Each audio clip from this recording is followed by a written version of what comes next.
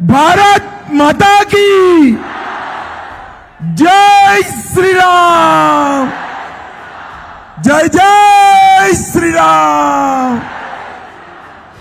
প্রধানমন্ত্রী নরেন্দ্র মোদীর আজ বৃহস্পতিবার জনসভা রয়েছে সিউড়ির চাঁদমারি ময়দানে। আর মাত্র কয়েক ঘন্টা পরেই তার আগমন হবে। সিউড়ির বুকে তার প্রথম আগমন। আর প্রধানমন্ত্রীর আগমনের এমন রেশ কাটতে না কাটতেই জানা গেল এবার স্বরাষ্ট্রমন্ত্রী অমিত শাহ আসতে চলেছেন বীরভূমে। তিনি জনসভা করবেন খয়রাশোল এলাকায়। খয়রাশোলের দিন কয়েক আগে যে মাঠে অর্থাৎ গোষ্ঠডাঙ্গা ময়দানে জনসভা করেছিলেন তৃণমূল সুপ্রিমো মমতা বন্দ্যোপাধ্যায়, এই মাঠেই জনসভা করবেন অমিত শাহ। স্বরাষ্ট্রমন্ত্রী অমিত শাহের জনসভার পরিপ্রেক্ষিতে বুধবার মাঠ পরিদর্শন করে দেখেন বীরভূম সাংগঠনিক জেলার বিজেপি সভাপতি উদয় শঙ্কর ব্যানার্জি সহ দুবরাজপুরের বিজেপি প্রার্থী অনুপ কুমার সাহা ও অন্যান্যরা। বুধবার তারা সভাস্থল ও হেলিপ্যাডের স্থান পরিদর্শন করে দেখেন। তাদের থেকেই জানা যাচ্ছে আগামী 13ই এপ্রিল জনসভা করবেন অমিত শাহ।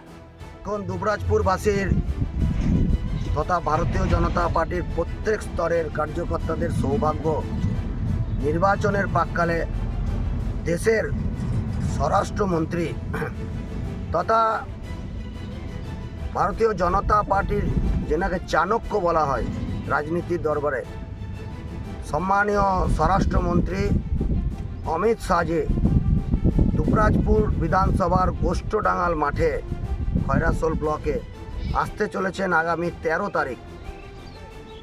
সেই জন্য আমরা আজকে মাঠ পরিদর্শন করলাম এবং আগামী যে কর্মসূচি আছে সেই নিয়ে আমরা আলোচনা করলাম।